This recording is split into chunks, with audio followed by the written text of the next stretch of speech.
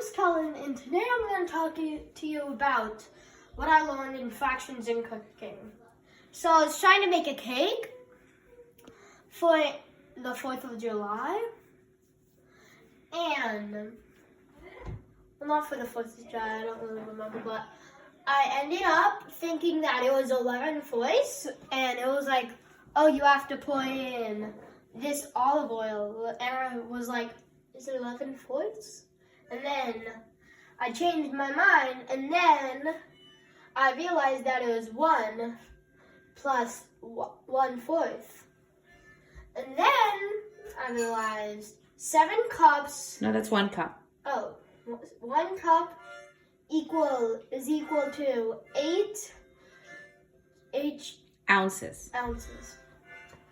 So I did 1/4 plus 1/4 plus 1/4 plus 1/4 equals 4/4 equals 1.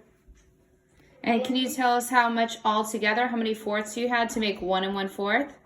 I had 5 fourths. Very good. So what do you learn about fractions from cooking? I learned that it's a certain amount that you have to pour in, and I figured out how much I had to pour in for the next time I do cooking. Great. Thanks so much. Bye.